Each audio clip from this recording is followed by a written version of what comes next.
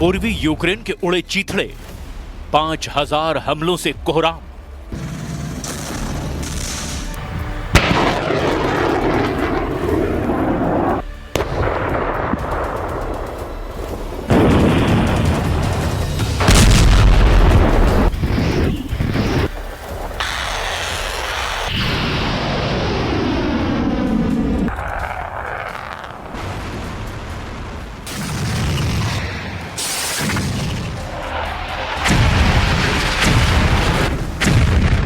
Putin ने पिछले 21 दिन में दिखा दिया कि वो यूक्रेन में जब तक अपना टारगेट पूरा नहीं कर लेंगे तब तक वो यूक्रेन पर तूफानी हमले करते रहेंगे।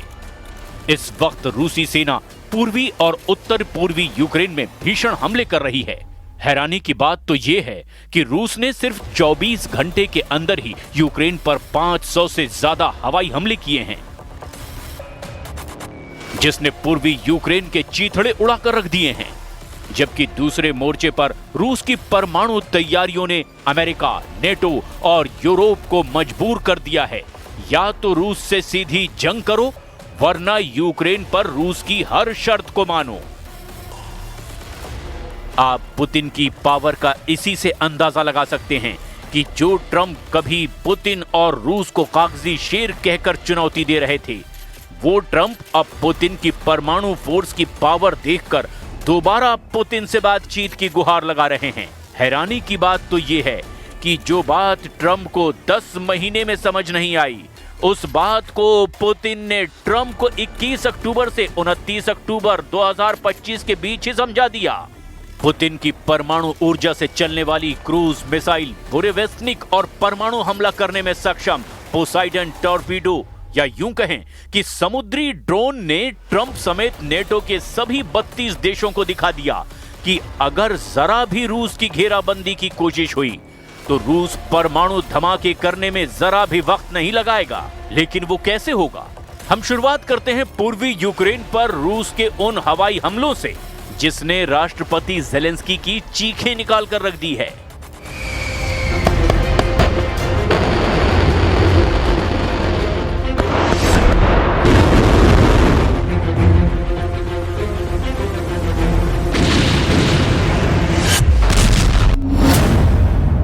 पांच 500 हवाई हमलों से थर्राया यूक्रेन। ज़ेलेंस्की ने मांगी टॉमहॉक।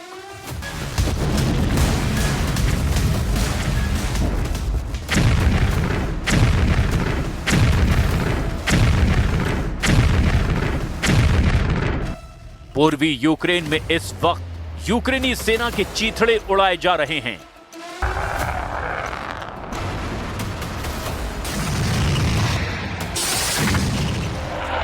लगभग 21 महीने से पूर्वी यूक्रेन के पोक्रोवस्क में और कुपियांस्क शहरों पर रूसी सेना कब्जा करने की कोशिश में जुटी है। लेकिन वॉर जोन से आई हालिया रिपोर्ट से साफ हो गया कि रूसी सेना ने पूर्वी यूक्रेन के पोक्रोवस्क और कुपियांस्क शहरों में घिरे यूक्रेनी सैनिकों को अब सरेंडर करने के लिए मजबूर करना शुरू कर दिया है।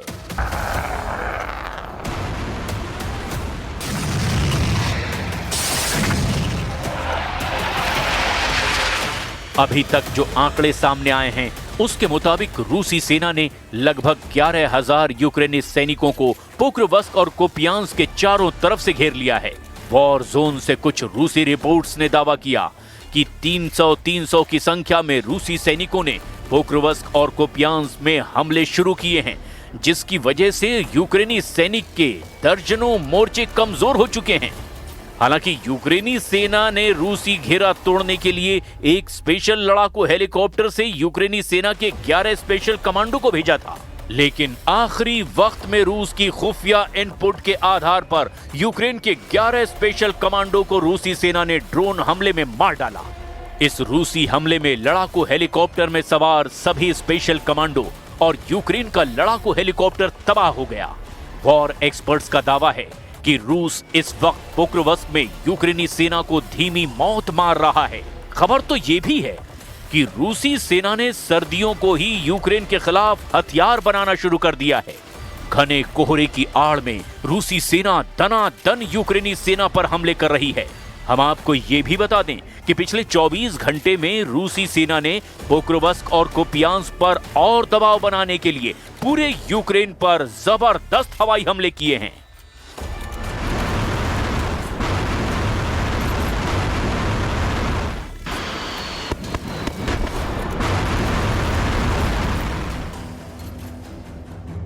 रूस के रक्षा मंत्रालय ने इन हमलों को यूक्रेन द्वारा रूस के अंदर किए गए ड्रोन हमलों का जवाब बताया है। रूस ने दावा किया कि उसने यूक्रेन की हथियार उत्पादन इकाइयों, गैस और ऊर्जा प्रतिष्ठानों पर उच्च सटीक हथियारों से हमले किए हैं। यूक्रेन के राष्ट्रपति व्लादिमीर ज़ेलेंस्की ने अंतर्राष्ट्रीय समुदाय से रूस के ऊर्जा क्षेत्र पर और कठोर प्रतिबंध लगाने की अपील की है। ज़ेलेंस्की के मुताबिक रूस ने केवल एक रात में 450 ड्रोन और 45 मिसाइलें दागी है। यूक्रेनी वायुसेना ने इसमें से अधिकांश को मार गिराने का दावा किया, लेकिन 25 ठिकानों पर हुए हमले से यह साफ है कि युद्ध एक नए और विध्वंसक चरण में प्रवेश कर चुका है।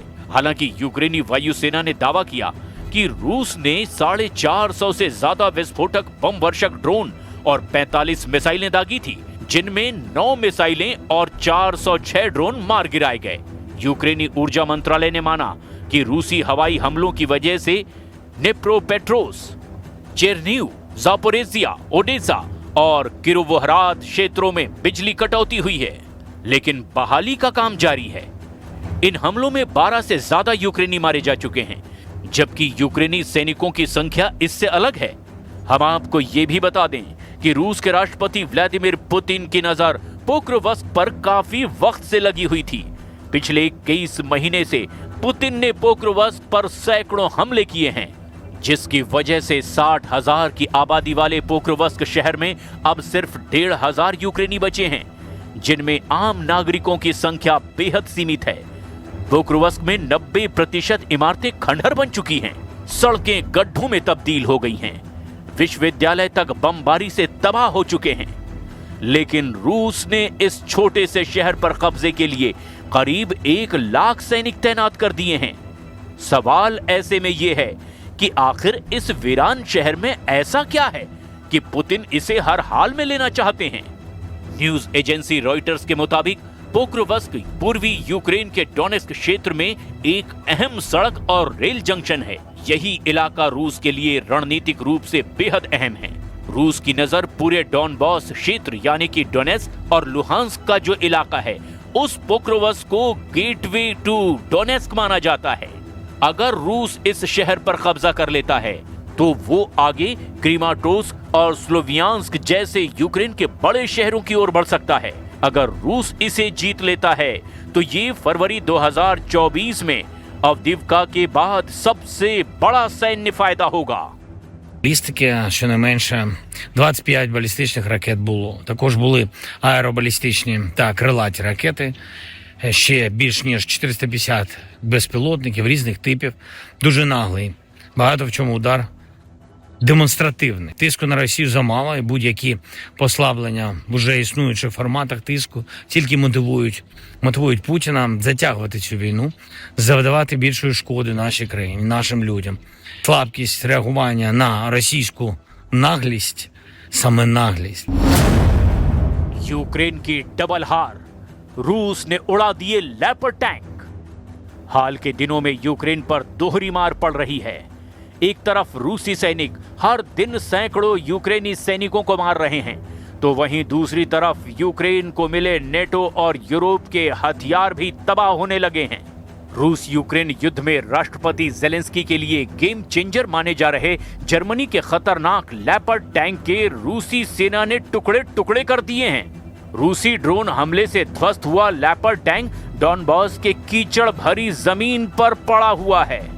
ये रूसी हमला उस वक्त हुआ जब यूक्रेन की सेना का एक काफिला आगे बढ़ रहा था। राष्ट्रपति ज़ेलेंस्की की game changer machine German leopard 2A6 tank अपनी चमकदार तोपों के साथ रूस पर हमला कर रही थी, लेकिन रूस ने अपने ड्रोन हमले से लेपर्ड टैंक के चीथड़े उड़ा दिए। यूक्रेन को जर्मनी से मिले लेपर्ड टैंक रूसी निशाने पर पूरी तरह से आ चुके हैं। हम आपको लेपर्ड टैंक में बैठे यूक्रेनी कमांडर और उसके टैंक की तबाही की वो रिपोर्ट बता रहे हैं जो साबित करती है कि रूसी सेना के सामने जर्मनी के टैंक फुस साबित हो रहे हैं। यूक्रेन की राजधानी कीव के रहने वाले 28 साल के कैप्टन अलेक्जेंडर लैपर्ड टैंक के कैबिन में बैठा था। वो अपने रेडियो पर साथियों से बोला कि मैंने अपने लैपर्ड टैंक से रूसियों को पीछे धकेल दिया है। भारी कवच, 120 mm तोप और 70 किलोमीटर प्रति घंटा की रफ्तार से टैंक रूसी सेना पर हमला कर रहा था। ज़ेलेंस्की इसे गेम चेंजर टैंक कह रहे थे, लेकिन तभी अचानक आसमान से रूसी ड्रोन लॉनेट ने टैंक की तरफ गहरा गोता लगाया और भयानक आवाज के साथ लैपर्ड टैंक के हैच पर सीधा हमला किया। रूसी ऑपरेटर सर्गेई इस ड्रोन को डोनेट्स्क के एक गुप्त बंकर से कंट्रोल कर रहे थे। सर्गेई ने ट्रिगर दबाया, निशाना लॉक किया और फिर कुछ फुसफुसाया और फिर इसके बाद पहला विस्फोट लैपर्ड के ट्रेड्स पर हुआ। इससे धातु के टुकड़े उड़ गए, टैंक कांपा, लेकिन अलेक्जेंडर ने आवाज दी, आगे बढ़ो। लेकिन तभी दूसरा ड्रोन आया और सीधा इंजन पर गिरा। विस्फोट की लपटें भड़की और ये टैंक टुकड़ों में बिखर गया। जोरदार धमाके से कुछ सेकंड में ही यूक्रेन को जर्मनी से मिला लैपर्ड 2A6 टैंक टुकड़े टुकड़े हो गया। यूक्रेन के इस टैंक की तबाही का लाइव वीडियो रूसी ड्रोन के कैमरे में कैद कर लिया गया। Und zum anderen haben wir und bauen auf Kräfte, Streitkräfte, Truppe, Land, Luft, See, Cyberinformationsraum, Weltraum. Also alles Fähigkeiten, die wir bereits heute haben und die werden weiter verstärkt. Die werden weiter ausgerüstet, ausgestattet, aufgebaut und mit den Plänen dann in Deckung gebracht, sodass wir, sollte es zu dem Fall kommen, auch tatsächlich unser Land erfolgreich verteidigen. रूस का परमाणु परीक्षण, Trump पर Putin का खौफ। रूस ने परमाणु परीक्षण फिर से शुरू करने की दिशा में औपचारिक कदम बढ़ा दिए हैं। रूस के विदेश मंत्री सर्गेई लावरोव ने 8 नवंबर को बताया कि राष्ट्रपति व्लादिमीर पुतिन के निर्देशों के तहत परमाणु परीक्षण की संभावना पर काम शुरू हो गया है। ये बयान ऐसे वक्त में आया है जब अमेरिकी राष्ट्रपति डोनाल्ड ट्रंप ने पिछले हफ्ते ही कहा था अमेरिका अपने परमाणु हथियारों का परीक्षण फिर से शुरू करेगा। लावरोव ने बताया कि 5 नवंबर को राष्ट्रपति पुतिन ने रूस की सुरक्षा परिषद की बैठक में विदेश मंत्रालय, रक्षा मंत्रालय, खुफिया एजेंसियों और नागरिक विभागों को यह निर्देश दिया था कि अगर अमेरिका व्यापक परमाणु परीक्षण प्रतिबंध संधि से पीछे हटता है तो रूस भी परमाणु परीक्षण की तैयारी करे। इधर रूस ने यह भी कह दिया है कि अगर अमेरिका के विदेश मंत्री मार्को रूबियो रूस के विदेश मंत्री के साथ युद्ध विराम पर बात करना चाहते हैं तो अमेरिका को रूस की सभी शर्तें माननी पड़ेगी, तभी रूस की तरफ से बातचीत पर कोई शामिल होगा। जबकि दूसरी तरफ रूस के राष्ट्रपति पुतिन ने निर्देश दिया और इस पर रूस परमाणु कमांड सेंटर ने अपना काम शुरू भी कर दिया है। रूस के विदेश मंत्री लावरोव ने कहा कि रूस फिलहाल इस प्रक्रिया को तकनीकी और रणनीतिक स्तर पर परख रहा है और जनता को समय आने पर परिणामों से अवगत कराया जाएगा। लावरोव ने दावा किया कि रूस केवल तभी परमाणु परीक्षण करेगा जब अमेरिका पहले कदम उठाएगा। लावरोव ने बताया कि अब तक अमेरिका की ओर से राष्ट्रपति ट्रंप के बयानों पर कोई आधिकारिक स्पष्टीकरण नहीं मिला है। ट्रंप ने हाल ही में घोषणा की थी कि अमेरिका 3 दशकों के अंतराल के बाद अपने परमाणु परीक्षण को फिर से शुरू करेगा। ट्रंप ने कहा था, वॉशिंगटन अब बराबरी के आधार पर चीन और रूस जैसे प्रतिद्वंदियों के साथ परमाणु क्षमता को परखेगा। ट्रंप की इस घोषणा से दुनिया पर एक बड़ी परमाणु जंग का खतरा बहुत ज्यादा बढ़ चुका है। इससे परमाणु हथियारों की नई होड़ शुरू होने की आशंका जताई जा रही है और इसी पर सीधा जवाब अब रूस ने अमेरिका से मांग लिया है। Но в то же время обращает на себя внимание, что указанное мероприятие последовало за неоднозначными высказываниями президента США о намерении активизировать испытательную деятельность применительно к ядерному вооружению, якобы в ответ на некие равнозначные, как было сказано, шаги России и Китая. इधर दूसरी तरफ यूक्रेन के राष्ट्रपति ज़ेलेंस्की अमेरिका से लंबी दूरी की टॉम हॉक मिसाइलें आने का अब भी इंतजार कर रहे हैं। लेकिन अभी तक ट्रंप ने एक भी टॉमहॉक मिसाइल यूक्रेन को नहीं दी है और ना ही वो आसानी से देने वाले हैं। जबकि दूसरी तरफ 3 अक्टूबर 2025 से अब तक यूक्रेन के 27 इलाकों पर 5000 से ज्यादा हवाई हमले रूस कर चुका है।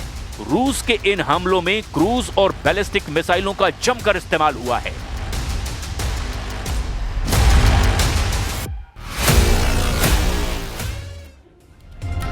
डोनाल्ड ट्रंप एक और युद्ध बंद करवाना चाहते हैं, लेकिन इसकी कोशिश शुरू करने से पहले ही वो हारते हुए भी दिखाई दे रहे हैं। अमेरिका ने जिस युद्ध को रोकने की बात कही, उसमें शामिल जनरल दगालो ने एक बड़े शहर पर कब्जा करके ट्रंप को ही सीधे चैलेंज कर दिया है। कौन है जनरल दगालो और उसके मिलिशिया ने कैसे हजारों लोगों को मौत के घाट उतार दिया है, यह रिपोर्ट देखकर अब ट्रंप के भी पसीने छूट गए।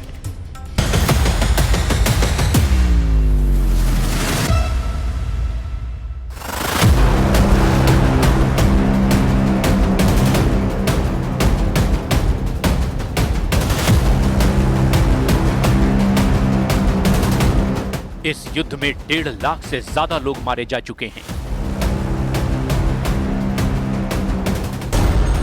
इस जंग में हुआ है ऐसा नरसंहार जो गाजा से भी ज्यादा खतरनाक है। लाशें रोज गिर रही है, वो भी सैकड़ों की तादाद में।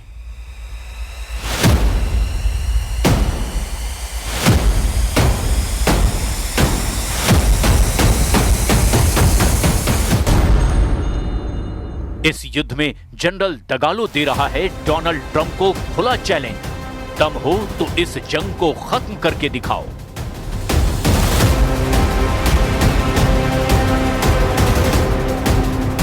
इस फ्रंट पर गाड़ियां जल रही हैं, इतनी लाशें बिखरी पड़ी हैं जिनको गिनना आसान नहीं। रोज सड़कों पर लोग मारे जा रहे हैं।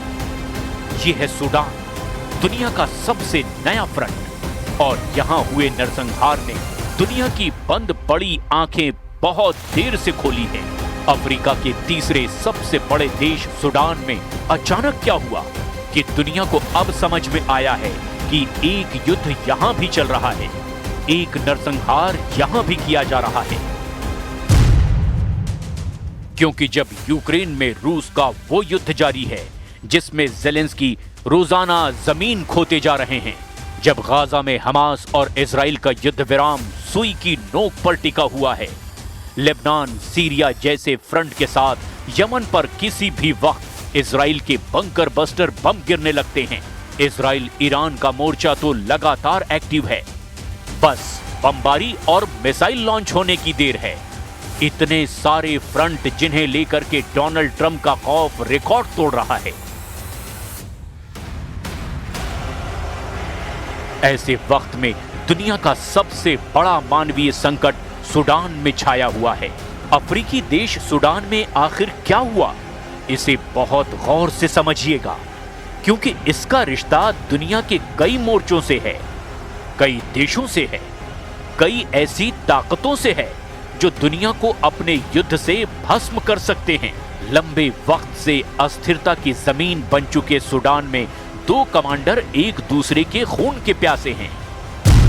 एक तरफ है सूडानी सेना और उसके चीफ जनरल अब्देल फतेह अल बुरहान, तो दूसरी तरफ है मिलिशिया RSF यानी रैपिड सपोर्ट फोर्स। इसका कमांडर है मोहम्मद हमदान दगालो। RSF को दारपुर में हुई हिंसा के लिए कुख्यात माना जाता है। इन दोनों कमांडरों की लड़ाई ने डोनाल्ड ट्रंप के लिए बहुत बड़ा चैलेंज पेश कर दिया है। दुनिया भर के युद्ध खत्म करने का दावा करने वाले डोनाल्ड ट्रंप के सामने अब सूडान के दो कमांडर बड़ी चुनौती बन गए हैं। अकीद القيادة الموجودة هناك بما فيها لجنة الأمن قدروا تقديرات بأنه يجب أن يغادروا المدينة نسبة لما تعرض 1990 में सूडान के लंबे समय तक शासक रहे ओमर अल बशीर को जनता के विरोध प्रदर्शन के बाद हटा दिया गया था।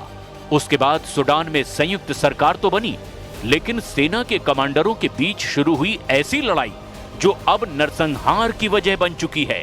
मिलिशिया रैपिड सपोर्ट फोर्स यानी कि आरएसएफ को सूडान की सेना में शामिल किया जाना तय हुआ था। लेकिन 2023 में आरएसएफ के जनरल दगालो को लगा कि इस एकीकरण से उसका असर खत्म हो जाएगा। तभी से सूडान की सेना और आरएसएफ के बीच युद्ध शुरू हो गया है। इस वक्त सूडान के हालात ऐसे हैं कि जुल्म का हर रिकॉर्ड टूट चुका है।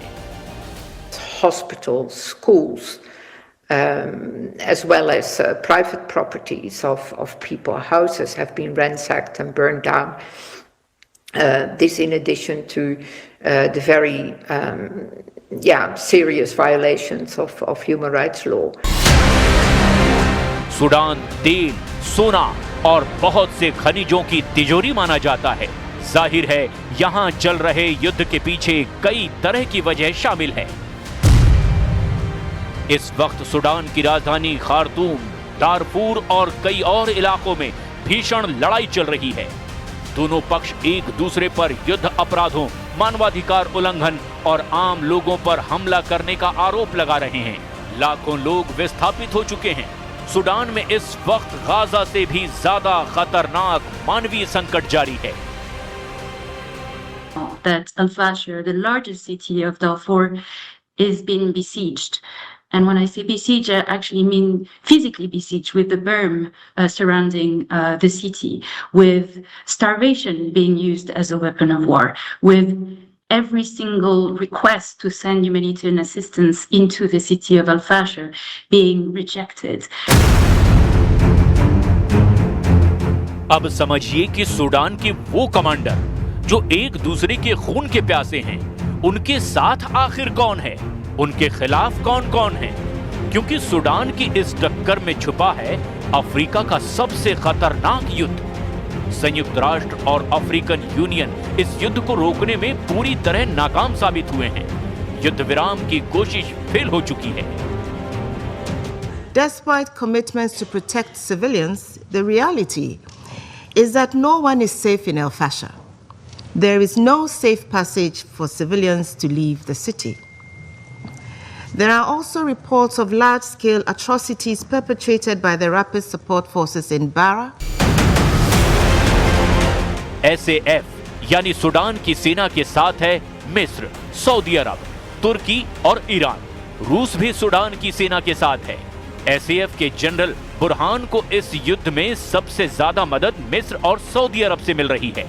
वहीं रैपिड सपोर्ट फोर्स के जनरल दगालो के साथ है UAE यानी संयुक्त अरब अमीरात, जो जनरल दगालो को सबसे ज्यादा हथियार सप्लाई कर रहा है, फंडिंग कर रहा है, रणनीति भी वही बना रहा है।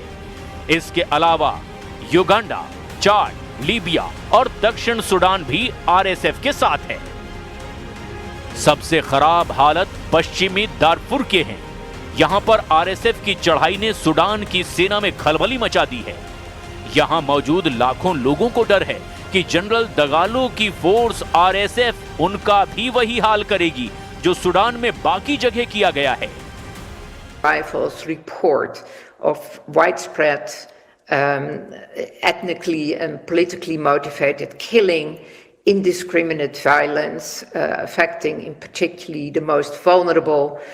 We have accounts of people with disabilities who were executed, who were killed as they were unable to flee. But we also hear people that are trying to leave the city. अब ये समझने की जरूरत है कि Sudan में हो रहे नरसंहार में दोनों कमांडरों को जो मदद मिल रही है, उसमें उनको अरब देश की मदद मिल रही है। तुर्की और ईरान भी एक पक्ष के साथ हैं। सऊदी अरब के क्राउन प्रिंस मोहम्मद बिन सलमान हो या फिर तुर्की के राष्ट्रपति एर्दोआन, ईरान के सर्वोच्च नेता अली खामनेई हो या फिर व्लादिमीर पुतिन, क्योंकि सूडान की सेना के साथ अब रूस भी खड़ा हुआ नजर आ रहा है। जबकि UAE के राष्ट्रपति शेख मोहम्मद बिन जायद अल नहयान RSF के साथ हैं। RSF पर ही इस वक्त सबसे ज्यादा खून खराबे का आरोप है। RSF पर दारफुर के लोगों के घर जलाने, मेडिकल कर्मियों की हत्या और सुरक्षित जगह के लिए भाग रहे लोगों पर फायरिंग का भी इल्जाम है।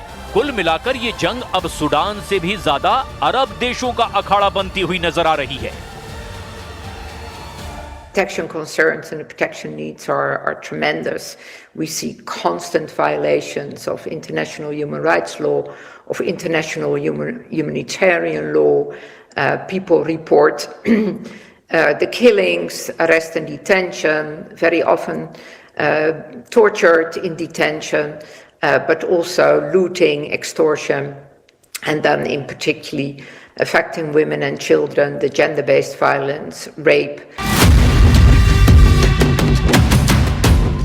इसमें कोई शक नहीं कि एसएएफ और आरएसएफ के बीच चल रही हुकूमत पाने की जंग ने सूडान को मौत, भूख और बर्बादी के अंधेरे में धकेल दिया है। अल-फाशर में 300 महिलाओं के साथ दरिंदगी की गई, जबकि लाखों लोग खाने के लिए तड़प रहे हैं। लोग जानवरों की खाल और उनका चारा खाने तक को मजबूर हो गए हैं।